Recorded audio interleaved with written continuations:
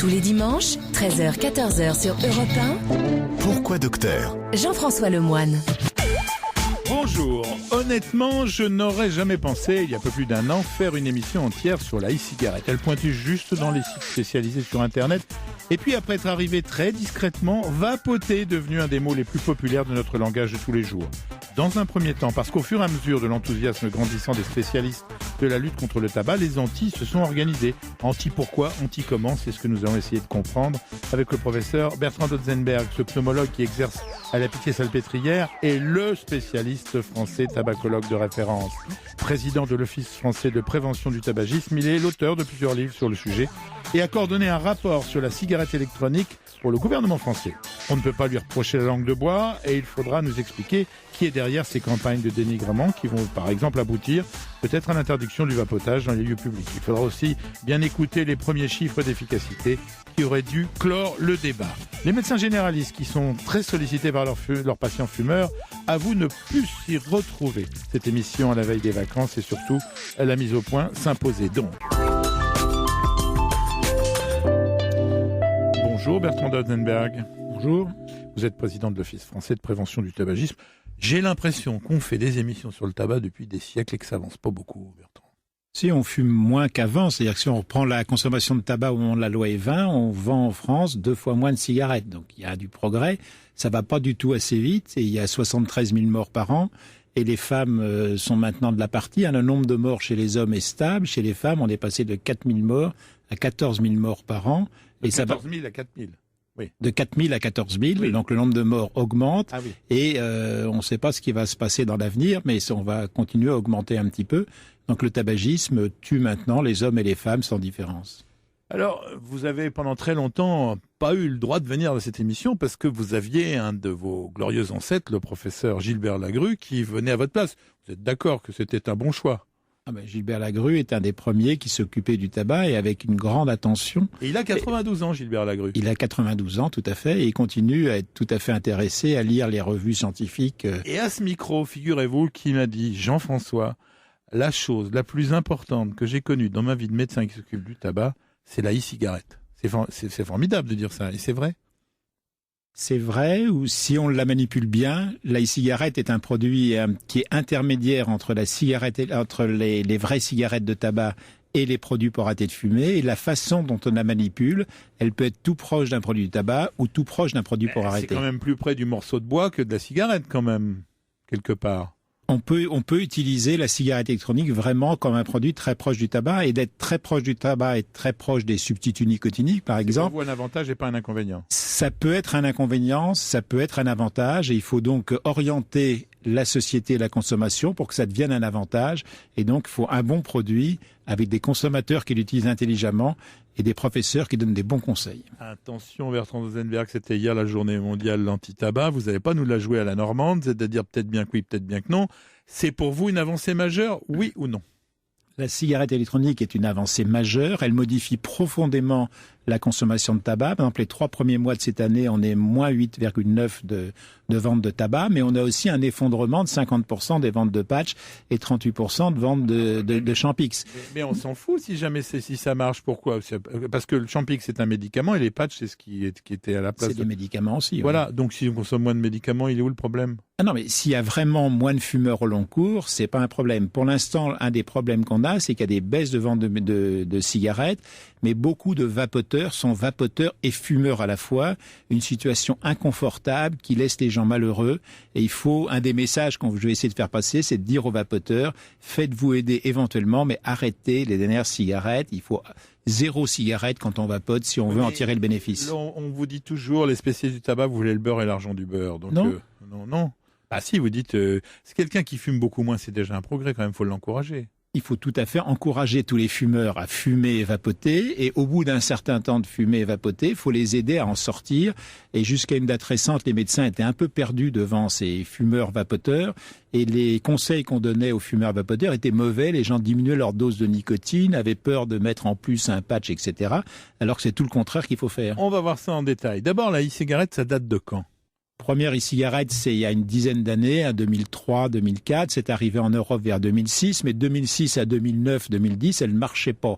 Il fallait Parce sur Internet, il fallait souder 2 piles, changer la tension, rajouter la nicotine.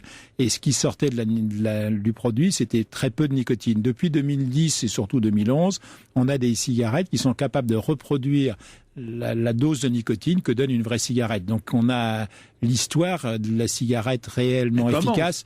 Elle date d'1 an et de 2 ans. Et nous, on nous attrape parce qu'on n'a pas de résultat d'études scientifiques à 10 ans sur un produit qui a 2 ans. C'est pas possible. Voilà, ça, on va y venir aussi. Qui l'a inventé, cette e-cigarette ? C'est un pharmacien chinois, Hong Ling, qui avait son papa qui avait un cancer du poumon, des métastases partout. Il toussait, ça lui faisait mal. Et il s'est dit, je vais lui inventer. Il a inventé une espèce de gros système qui était un système aérosol. Et il vaporisait de la nicotine à son papa. Comment on peut expliquer que l'industrie pharmaceutique et l'industrie du tabac n'aient pas eu l'idée de la e-cigarette ? C'est quand même incroyable. Et n'aient pas compris tout de suite, puisqu'ils ont eu le temps quand même d'aller au secours de la victoire. L'industrie du tabac, dans les années 80 et 90, a essayé de faire des tabacs chauffés avec un peu le même principe et à moindre risque. Mais c'est des produits qui étaient pas bons. Les consommateurs n'en ont pas voulu. Je pense que c'est le sort qu'il va y avoir pour une nouvelle marque de tabac chauffé qui est sortie en France, qui plaît finalement pas et qui va faire, à mon avis, un flop. Qu'est-ce que vous appelez le tabac chauffé ? C'est du tabac qu'on met dans une capsule comme du café. Il y a une pile et on met la pile dedans, ça chauffe, ça fait une espèce de petite vapeur. Et puis ça plaît pas et ça apporte la nicotine pareil. Donc et l'industrie pharmaceutique ? Alors l'industrie pharmaceutique a tout fait pour que la cigarette électronique soit un médicament. Elle s'est battue en octobre dernier, date à laquelle le Parlement a dit non, ça suffit. Votre lobbying n'a pas marché. Dehors l'industrie pharmaceutique. Et je suis content d'avoir lutté contre ce lobbying pharmaceutique. Vous, Bertrand Donzenberg, parce que ça allait tuer la e-cigarette de toute façon. Le problème, c'est que ça dépend des pays. Les Anglais défendaient beaucoup de cette situation parce que quand on est un médicament en Angleterre, c'est gratuit quand on va chez le tabacologue et c'est en vente dans les supermarchés. En France, un médicament, c'est pas la même chose. Et nous sommes avec Bertrand Donzenberg, professeur, spécialiste du poumon, président de l'Office français de prévention du tabagisme. Et bien évidemment, on parle de la e-cigarette. Europe 1. Pourquoi docteur ? Pourquoi docteur ? Jean-François Lemoine. Nous sommes avec Bertrand Donzenberg, spécialiste de la e-cigarette. Alors Bertrand, expliquez-nous comment ça marche, à quoi ça ressemble la e-cigarette ? Une e-cigarette, c'est une pile. Il n'y a pratiquement plus la petite lampe rouge au bout qui a disparu. Il y a un bouton ou un contacteur pour activer la pile qui fait chauffer un petit filament un peu comme un filament de lampe qui trempe dans un petit flacon où il y a du liquide et puis une ou deux mèches pour bien répartir le liquide.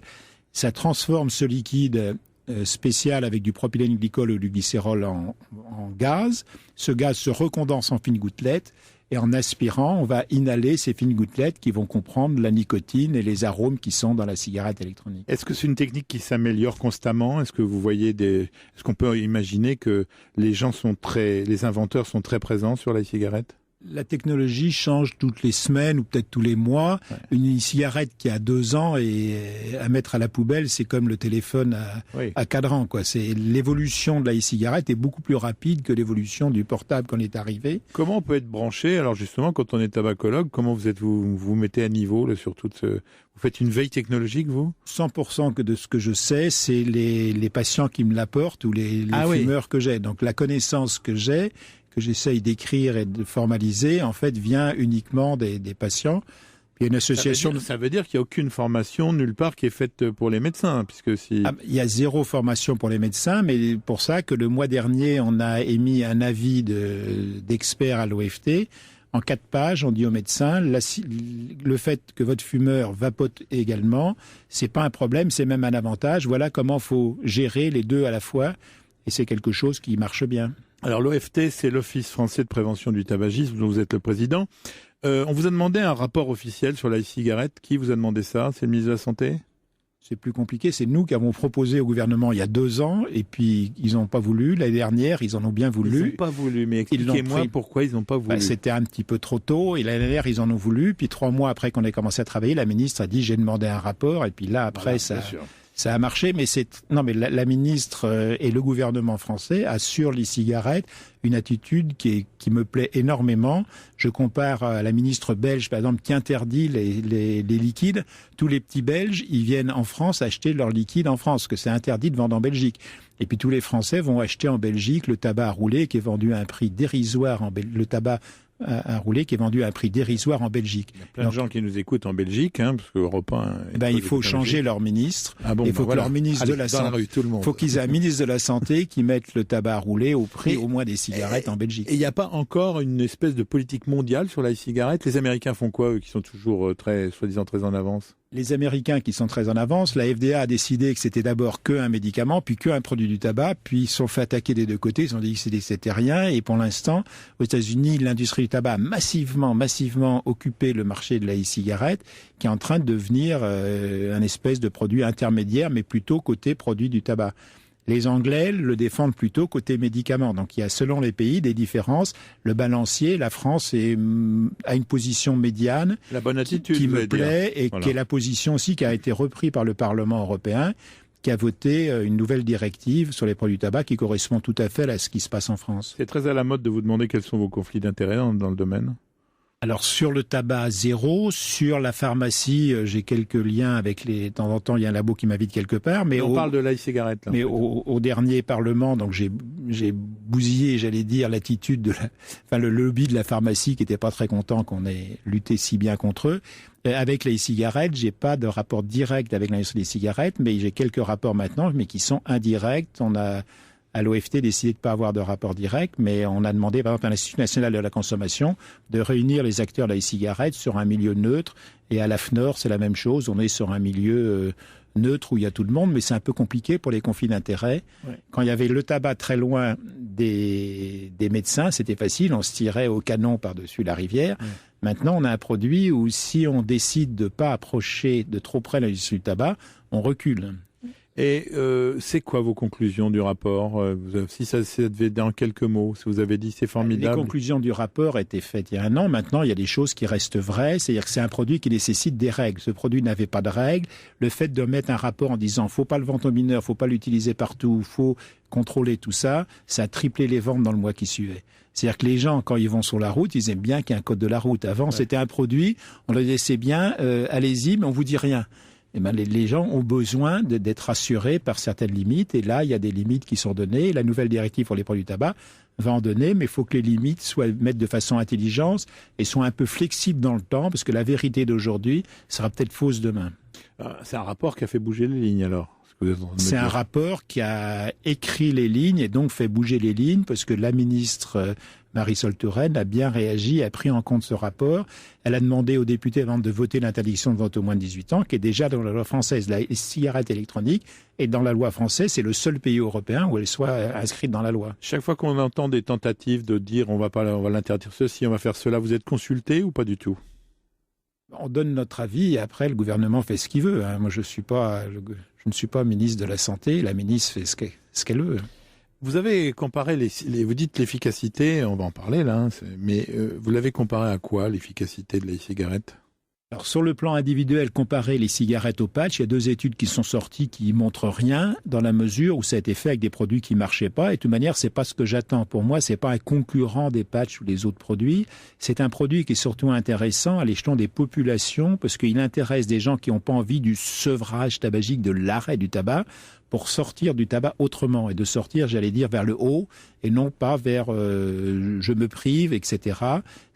Beaucoup de fumeurs disent je me fais plaisir autrement, et quittent la cigarette par là. C'est un phénomène de mode qui vous va bien donc en ce moment, de toute façon. Les cigarettes, ouais. De sortir du tabac avec le plaisir, ça me va très bien, plutôt que par castration. Nous sommes avec Bertrand Dotzenberg, spécialiste du poumon, président de l'Office français de prévention du tabagisme.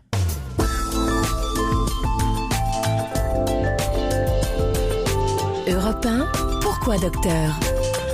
Jean-François Lemoine. On est avec Bertrand Dotzenberg, spécialiste du poumon, président de l'Office français de prévention du tabagisme, auteur du rapport officiel sur les cigarettes. Et vous allez répondre à la question évidemment que tout le monde se pose, celle de l'efficacité. C'est la plus importante. Sur 100 fumeurs qui vont se mettre à la cigarette, combien vont arrêter? Alors je vous répondrai avec mon petit doigt, pas avec des études scientifiques. En gros, sur 10 personnes qui essayent la cigarette, il y en a un qui trouve ça génial, merveilleux, il comprend pas comment on a pu fumer avant. D'accord. Et il se met à taper contre le fumeur parce qu'il a ressenti la bonne sensation dans la gorge dans les 5 premières secondes. C'est très important. Quand on choisit une cigarette, il faut qu'il y ait dans les 5 premières secondes du plaisir.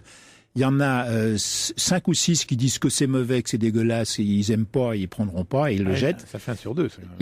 Plus qu'un sur deux. Ouais. L'essentiel des personnes qui essaient les cigarettes, pour l'instant, l'abandonnent après quelques bouffées. Et puis il y en a 2-3 sur 10 qui vont l'utiliser pour s'arrêter, plutôt des gens un peu plus âgés, mais qui consomment les deux, mais ça leur plaît pas trop, et c'est ces gens-là qu'on peut beaucoup aider. Mais dites-moi, vous donnez des chiffres là au doigt qui correspondent pas à ce qu'on entend. On n'arrête pas de croiser. Non mais vous avez évidemment raison, c'est votre métier, mais on croise plein de gens qui disent c'est formidable, j'ai arrêté de fumer, j'ai pas de problème. Si on interroge des vapoteurs qui sont passés complètement au vapotage, ils disent c'est fantastique. Mais c'est 1 sur 10 qui dit ça. Si vous interrogez des fumeurs, ils disent la moitié des fumeurs en France ont essayé la cigarette. Et ben la moitié des fumeurs, ils sont toujours fumeurs, sauf peut-être 10% de moins. Pour que quelqu'un comme le professeur Gilbert Lagru dise que c'est un truc formidable, c'est que c'est bien meilleur que tous les autres systèmes. Ça veut dire que les autres systèmes sont moins efficaces ? C'est pas moins efficace. C'est que, en gros, sur 10 fumeurs, il y en a un qui essaye d'arrêter de fumer chaque année en prenant des substituts nicotiniques ou des médicaments de prescription. Alors que là, en un an, plus de la moitié des fumeurs l'ont essayé. Donc, s'il y a énormément de gens qui l'essayent, et puis ils l'essayent par plaisir, il y en a qui l'essayent pas vraiment pour arrêter, pour voir un autre truc. Et la très très bonne nouvelle, c'est que ce produit, on avait très très peur que ce produit aide à renormaliser le tabac dans la société. Pour l'instant, il n'y a aucun signe que ce soit vrai. Et puis, je ne devrais pas le dire au micro, mais il y a peut-être des signes qui montreraient que ça dénormalise le tabac, ça rend le tabac complètement ringard. Quand on voit la cigarette et la cigarette électronique, le tabac, ça paraît comme un produit qui pue, qui pollue, qui coûte cher et qui tue. Et je vois pas, si vous avez 2 produits, il faut mieux, les gens préfèrent prendre le produit moderne. Si vous mettez un iPhone 6 à côté d'un téléphone à cadran, les gens, ils préfèrent le smartphone. Et pourquoi vous voulez pas le dire au micro? Parce que ça vous paraît pas un argument scientifique? Parce que j'ai la preuve scientifique de ça, qui est de ce que j'affirme est nul, c'est mon intime conviction, mais c'est que ma conviction. On a bien compris qu'un produit... je suis professeur, je suis obligé de dire des choses vraies. Vous savez, quand les professeurs deviennent humains, ils sont quand même mieux perçus, professeur Dotzenberg, et c'est votre cas. Alors, on va parler de dangerosité, parce que efficacité, on a mieux compris, que effectivement cet effet mode est important et que l'essayer, c'est important. La dangerosité, on a commencé à dire c'est dangereux pour le fumeur, ça donne le cancer, ça c'est des gens qui racontent n'importe quoi parce qu'il n'y a aucune preuve. Alors, l'e-cigarette est un produit dangereux, comme la voiture est un produit dangereux, comme un comprimé d'aspirine ou de Doliprane est un produit dangereux. Donc, si vous n'êtes pas malade et que vous prenez du Doliprane, de l'aspirine et tout ça, ça peut vous rendre malade. En revanche, si vous êtes très malade, c'est des produits qui sauvent la vie. Donc, c'est un fantastique produit pour les fumeurs. C'est un produit à déconseiller absolument à tous les non-fumeurs, comme un médicament ou comme quelque chose qui est dangereux. J'ai l'impression qu'il n'y a pas un adulte qui a été tenté de vapoter pour voir à quoi ça ressemble. En revanche, effectivement, tout de suite, on a vu, les enfants, tout de suite, ils se mettent à vapoter. Non, dans toutes les statistiques, on commence à voir des non-fumeurs qui se mettent à... Adultes qui essayent de vapoter, mais qui essayent quelques trucs et qui s'arrêtent, qui rendent pas vraiment dépendants. Mais on peut pas affirmer que c'est pas, on n'a pas le recul pour dire que c'est pas un produit d'entrée. Mais là, le danger de la e-cigarette, c'est quoi? Avec les produits. Alors il y a le flacon de liquide est lui-même dangereux, il faut faire attention. Les 10 millilitres de liquide, il y a un enfant qui le prend non-fumeur. Ça, on va s'arrêter 30 secondes, parce que j'ai vu l'autre jour, à la rédaction d'Europe 1, on m'appelle en me disant la e-cigarette a tué. Donc tu vois, tu avais tort. Et on me montre l'étude en disant qu'un gamin avait bu le réservoir de produits. Alors c'est aussi dangereux que le Javel, que les produits. Un bidon d'essence. Un bidon d'essence. Oui. C'est pas la e-cigarette qui est dangereuse, c'est le fait de laisser traîner un produit dangereux à la portée des enfants. On est bien d'accord. Il faut donc apprendre aux gens que le flacon c'est dangereux et il y a une tête de mort dessus. Il faut pas le laisser traîner à côté. Je trouve que ça ressemble beaucoup à des flacons de collyre, par exemple. J'ai pris une photo flacon de collyre, Si on rentre ça dans la pharmacie, celui qui est un peu endormi, qui a mal aux yeux justement, qui se met ça dans l'œil, il va avoir l'œil vraiment rouge après. Donc c'est un produit, il faut pas, c'est comme l'eau de Javel, il faut apprendre à le maîtriser. C'est un produit intrinsèquement dangereux, mais si on l'utilise bien, le risque est nul. Mais on n'est pas des histoires de cancer et tout ça. Au point de vue des produits, y a-t-il des cancérogènes dedans? Les 60 millions de consommateurs avaient fait beaucoup de bruit. En fait, quand on l'utilise normalement, il y a une quantité de cancérogènes identique à celle qu'il y a dans les patchs. C'est-à-dire qu'il y a par exemple des nitrosamines qui sont issues des feuilles de tabac, parce que c'est pur à 99,5%. Il reste un petit peu des cancérogènes du tabac, mais c'est des quantités tellement infinitésimales que le risque est complètement nul. Le seul moment où il y a un risque, c'est quand on utilise mal la cigarette et qu'on la laisse surchauffer et que ça sent le cramer. Quand ça sent le cramer, à partir de la glycérine végétale, se transforme en acroléine et c'est le même danger que quand on se met au-dessus du barbecue toute la journée à respirer des graisses brûlées. Mais c'est pas bien. On peut comprendre que quelqu'un qui se met au-dessus d'un barbecue est pas fin et quelqu'un qui fait pareil avec la e-cigarette. Bon, la cigarette, si vous l'utilisez bien, vous avez entendu le professeur, il n'y a pas de problème. Nous sommes avec Bertrand Dotzenberg, il est spécialiste du poumon, président de l'Office français de prévention du tabagisme et auteur d'un rapport sur la e-cigarette. Pourquoi, docteur ? Sur Europe 1. Jean-François Lemoine. Nous sommes avec Bertrand Dotzenberg, spécialiste du poumon, président de l'Office français de prévention du tabagisme. On parle de la e-cigarette et on va maintenant évoquer le problème de ceux qui sont à côté des fumeurs, le tabagisme passif. Quand on est à côté d'un fumeur de e-cigarette, par exemple, on y en a dans ce studio qui fument la e-cigarette. Bon, est-ce que je dois les faire sortir ou...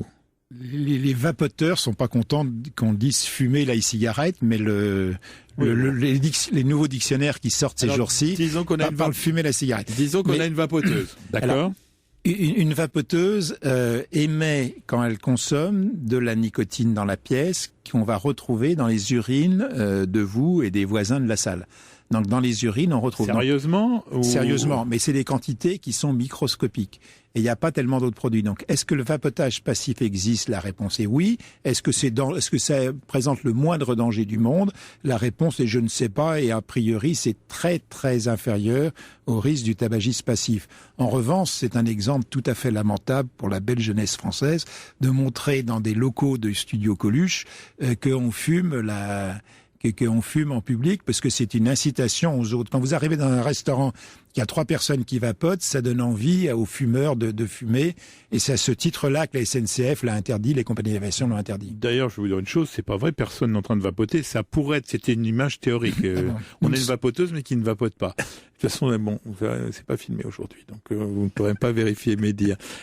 Dites-moi, est-ce que ça justifiait le fait qu'on l'interdise dans les restaurants, par exemple, dans les lieux publics ? Par rapport au tabagisme passif, le tabagisme passif, c'est mauvais pour la santé, c'est mauvais pour les fumeurs, c'est mauvais pour l'exemple, c'est mauvais pour la société. Là, pour les vapoteurs, c'est peut-être pas mauvais, mais c'est toujours mauvais pour l'entourage, pour la société, pour le reste. Donc moi, je suis favorable à ce qu'on l'interdise, mais c'est une décision politique, alors que l'interdiction, par exemple, d'interdire de fumer dans la cour des écoles, c'est pas pour la santé, c'est pour l'exemplarité, et c'est à ce même niveau. Comme on interdit de fumer dans la cour des écoles, moi je pense qu'il faut que la loi interdise de vapoter partout où on peut fumer. Et surtout, dans 20 ans, il y aura plus de fumeurs, donc il y aura plus de vapoteurs, parce que les seules personnes qui doivent vapoter, c'est les anciens fumeurs, et donc le problème sera réglé, il y aura ni fumage, ni vapotage, nulle part. Vous y croyez ? Je suis, depuis 1 an, très optimiste, oui. Ah oui. Et vous êtes optimiste grâce à la cigarette ? Je suis optimiste grâce à la cigarette. Qu'est-ce qui a changé depuis 1 an ? Franchement, j'ai fait 50 émissions avec vous, il n'y avait rien qui changeait. Il y a l'apparition de la cigarette qui redonne au tabac une image dégueu. Ouais. Donc le tabac qui avait réussi par la pub à nous faire croire que c'était un produit sain, c'est un produit qui fait sortir 200 € de la poche de tous les fumeurs chaque mois. Et un produit qui les rend malades, qui les tue, qui leur donne des cheveux qui puent, etc. Donc, moi, vous donnez envie de vivre avec un fumeur, vous. Non, mais vous le transformez en non-fumeur et il devient adorable. La poursuite du geste, on dit la e-cigarette, c'est comme les sucres de régime. Certes, il n'y a pas de calories dans les sucres de régime, mais ça n'enlève pas le goût du sucre. Est-ce que c'est pas la même chose avec le vapotage ? La gestuelle du vapotage est assez différente de celle de la cigarette. Quand vous voyez dans la rue quelqu'un avec sa cigarette, il la tient à la main élevée devant le thorax. La cigarette, il la tient au bout du bras. Et le vapotage, la plupart des gros fumeurs se mettent à vapoter toutes les 5 minutes, une bouffée toute la journée, ce qui est une très bonne chose, qui permet d'apporter très progressivement la nicotine dans la journée, un petit peu comme le ferait un patch. On va rentrer dans le concret tout à l'heure. Le lobby du tabac, il vous a contacté sur le problème de la cigarette. Ils essayent Le lobby du tabac essaye. À la FNOR, ils ont essayé de prendre en main la commission e-cigarette. et partout ils essayent d'imposer leurs produits. Et au niveau de Bruxelles, avec la discussion de la directive, ça a été l'enfer, l'industrie du tabac. Et même vis-à-vis des professeurs comme vous, ils interviennent dans la recherche, parce que on a vu que sur, par exemple, le vin rouge, il y a des grandes régions viticoles de France qui ont lancé des études médicales qui, évidemment, finissent par conclure qu'il faut boire un petit peu. a fait sa thèse sur le vin rouge. Ouais. Bon, peut-être. Les bénéfices cardiaques du vin rouge. Ouais, donc on sait aujourd'hui que c'est pas bien de faire ça et de le présenter comme ça. Est-ce que, pareil, vous les voyez intervenir dans la recherche ? Les gens du tabac ont essayé tellement de tromper les chercheurs tout le temps, de publier des choses fausses, qui sont vraiment totalement, définitivement disqualifiés pour toute participation de près ou de loin à la recherche. Et dès qu'ils approchent, on sort la Kalachnikov. Là. Qu'est-ce que vous attendez dans les mois qui viennent vous attendez une mesure en faveur de la cigarette ? Est-ce qu'il y a des choses qui... Parce qu'on parle toujours de ce qui est fait contre, mais on ne voit pas tellement ce qui est fait pour. Il n'y a pas grand-chose de fait contre, et tout ce qui encadre la e-cigarette n'est pas forcément contre la e-cigarette. Ce que je disais tout à l'heure, donner des règles à la e-cigarette, c'est favoriser l'essor de la e-cigarette et donner une place sérieuse. Dire qu'on ne peut pas fumer dans les lieux publics, c'est vapoter. Quand même... vapoter dans les lieux publics, c'est donner quand même une certaine image négative du produit. Donc... Non, qu'est-ce qu'il y a comme incitation ? Non, mais l'image du produit, ça m'est égal. Moi, que tout fumeur ait envie de passer à la cigarette électronique est pour moi une bonne chose. C'est pour ça que je milite beaucoup pour qu'on laisse les arômes qui plaisent et les choses comme ça. Il y en a qui voulaient, les Allemands voulaient castrer les vapoteurs de tout. Et on attend la transplantation de la directive européenne dans la loi française. Et la France peut encore avoir une attitude exemplaire comme elle l'a eu dans le débat européen des parlementaires. Il y a une question que je me pose, c'est savoir si ça se devrait être remboursé, puis on va parler prix, mais ça c'est dans un instant. Europe 1. Pourquoi docteur ? Pourquoi docteur ? Jean-François Lemoine. Dernière partie de notre entretien avec Bertrand Dotzenberg, spécialiste du poumon et spécialiste de la cigarette. Alors, autre question qu'on pourrait se poser, puisque c'est pas un médicament, mais ça marche. Pourquoi c'est pas remboursé la cigarette ? La e-cigarette n'est pas un médicament, il n'y a aucune raison que ça soit remboursé, et de façon très étrange, les gens trouvent que c'est pas cher. Un fumeur, il dépense 200 € pour acheter ses cigarettes, il trouve que c'est normal. Il va acheter 50 € des patchs en pharmacie, il trouve que c'est un scandale, c'est beaucoup trop cher. Et il va acheter 60-70 € des e-cigarettes pour un mois dans une boutique spécialisée, il trouve que c'est pas cher du tout. Donc l'impression pour le consommateur, c'est que l'e-cigarette, et on compare le prix à celui du tabac, et tous les vapoteurs vous disent la e-cigarette, c'est beaucoup moins cher que le tabac. Et tous les gens qu'on met sous patch, ils trouvent que c'est beaucoup trop cher les patchs. Donc on est dans l'imaginaire. D'un côté, c'est quelque chose de plaisir, et la e-cigarette reste côté plaisir sur le plan financier, alors que dès qu'on sort du plaisir ou de l'addiction, et qu'on rentre dans le budget, là c'est beaucoup trop cher. Alors, vous êtes un médecin, vous avez une consultation, une des plus courues pour arrêter de fumer. C'est quoi l'ordonnance aujourd'hui de Bertrand Dotzenberg ? C'est tout de suite vapotage ? Comment vous faites ? Non, j'ai ouvert une consultation e-cigarette à la Pitié. Beaucoup de gens viennent pour les cigarettes. Pourquoi il y a besoin de faire e-cigarette et non pas tabac, quoi ? C'est un peu dire sortez du tabac par le plaisir et non par la Vous avez complètement changé votre discours, vous. Moi, je regarde ce qui marche, et quand ça marche, je prends. Oui, bien sûr, j'ai pas d'idée préconçue. Moi, l'objectif, c'est plus de fumeurs en France dans 15 ans, et donc je fais tout ce qu'il faut. Si on rentre dans la consultation plaisir, on repart avec le vapotage. Si on rentre dans la consultation médicale, si on rentre par la côté plaisir, en général, ils repartent avec un patch de patch et la vapoteuse. Voilà, ils ont les deux. Parce que justement, on a parlé que de la cigarette, mais en fait, l'idéal, c'est l'association du patch. Chez tous les gros consommateurs, on peut mettre la vapoteuse avec les patchs. Il y a un essai qui débute par les Robert West en Angleterre et en Roumanie sur varenicline, Champix plus e-cigarette. Donc tout est ouvert. Vous militez pour la vente sur Internet ou dans des boutiques, vous ? Pour les Français, vraiment au début, faut mieux aller dans les boutiques. Quand on connaît pas bien le produit, faut apprendre, faut bien choisir. Par Internet, c'est assez facile. Quand vous achetez votre première paire de chaussures, vous les achetez pas sur Internet. Quand vous allez acheter votre e-liquide, il faut aller dans une boutique et en essayer. Quand le premier liquide ne vous plaît pas, si vous êtes en boutique, vous essayez le deuxième et le troisième et vous trouvez le truc qui vous plaît. Et là, vous allez. Qu'est-ce qui peut pas me plaire dans un liquide ? C'est le goût. Il faut trouver du plaisir dans les 5 premières secondes en prenant sa cigarette qu'on va la choisir. Si c'est pas le cas, changez de boutique ou changez de liquide ou débrouillez-vous. Il faut être exigeant comme quand on achète des chaussures. Il faut des chaussures à son pied, il faut une cigarette à sa gorge, sinon ça marche pas. Il y a un contrôle de ces boutiques, on est sûr que ce qu'ils vendent c'est de bonne qualité ? C'est toute la démarche de l'AFNOR qui veut donner une normalisation pour ça, mais ce qui est en boutique est relativement bien. Ce qui est sur Internet, il y a un peu de tout. Et alors, justement, en boutique, il y a des marques à conseiller plus que d'autres. Là, on peut faire de la pub, Non. on n'est pas dans les produits, non. Non, zéro pub. Il y a deux problèmes différents. Il y a le liquide et il y a l'outil cigarette électronique. Et il y a la combinaison des deux. Et pour l'instant, on ne connaît pas tout. Je ne pourrais vraiment rien recommander. Mais de toute manière, tout ce qu'on peut recommander maintenant sera complètement obsolète dans 6 mois. Comment un médecin généraliste doit procéder ? Tout fumeur qui veut arrêter, il prend la méthode classique. Tout fumeur qui a commencé à vapoter, il faut intégrer le vapotage dans sa discussion. Vous initiez pas vous êtes généraliste, vous initiez pas le vapotage. Vous dites Quelqu'un qui vient vous voir en disant je veux arrêter de fumer, on le fait pas. Par contre, moi j'ai des Pourquoi ? parce que c'est pas une méthode reconnue. Les médecins, ils aiment bien avoir des méthodes reconnues. Attendez, vous allez finir l'émission en disant le contraire de ce que vous avez dit au Non. début. Vous dites Non. sortir par le plaisir, et là, quand on est généraliste, on sort avec pas de déplaisir. La première proposition, notre recommandation, c'est proposer les méthodes classiques. Et quand on veut pas, on propose la réduction du tabagisme par le vapotage. Mais j'ai plein de malades avec des BPCO, des choses que je vois en pneumo, des maladies graves des poumons ou des cancéreux qui veulent pas entendre parler d'arrêt. Alors ceux-là, on les pousse à la cigarette électronique, oui. Attendez, si je vais chez le médecin qui me propose la cigarette électronique, si je vous entends, c'est qu'on va me dire que j'ai un cancer. Non, on peut pas. Non, mais moi, j'ai le droit sur un truc comme ça de dire que je suis pas d'accord avec vous. Non, mais la dépendance tabagique, si on fume sa première cigarette d'enlever, c'est une chance sur 2 d'en mourir. Donc la dépendance tabagique, même sans cancer, même sans rien, c'est une chance sur 2 d'en mourir. Non, on dit pas une chance sur 2, on dit un risque sur 2 d'en mourir. C'est pas une statistique. Chance. Ah non, mais vous parlez comme les Américains. Une chance sur 2 de pas en mourir. Oui, non, voilà. Comme un statisticien. Je préfère. Bon, écoutez, le temps est passé tellement vite que j'avais 2-3 autres questions à vous poser, mais je vais le poser quand même. Qu'est-ce que vous pensez des autres mesures très démédiatisées de ces derniers mois ? Interdiction avant 21 ans pour la cigarette à New York ?